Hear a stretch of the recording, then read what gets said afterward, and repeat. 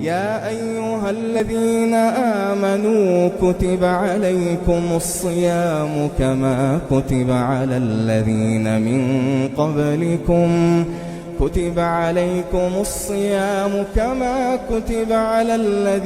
من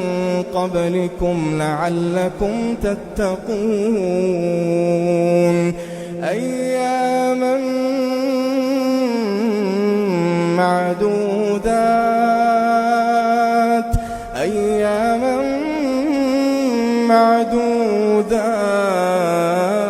معدودات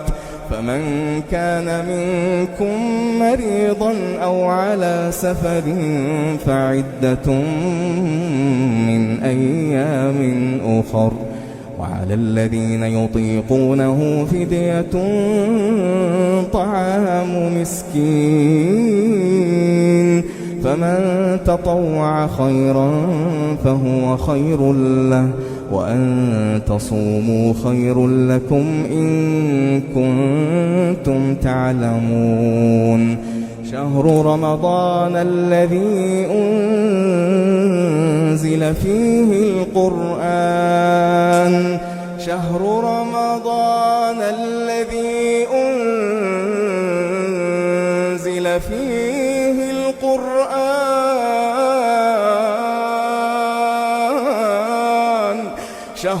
رمضان الذي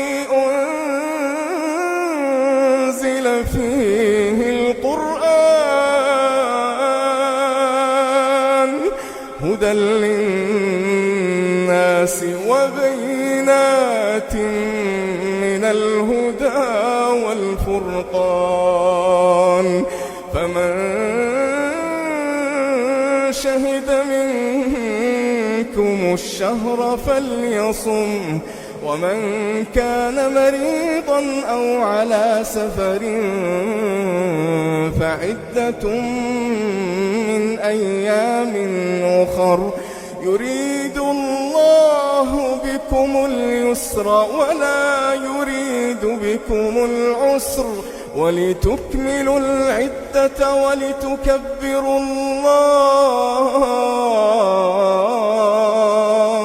ولتكبروا الله على ما هداكم ولعلكم تشكرون وإذا سألك عبادي عني فإني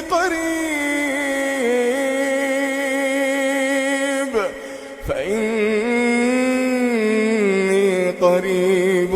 أجيب دعوة الداعي إذا دعان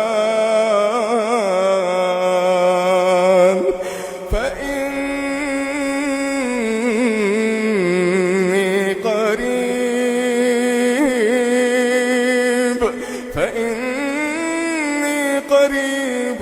أجيب دعوة الداعي إذا دعان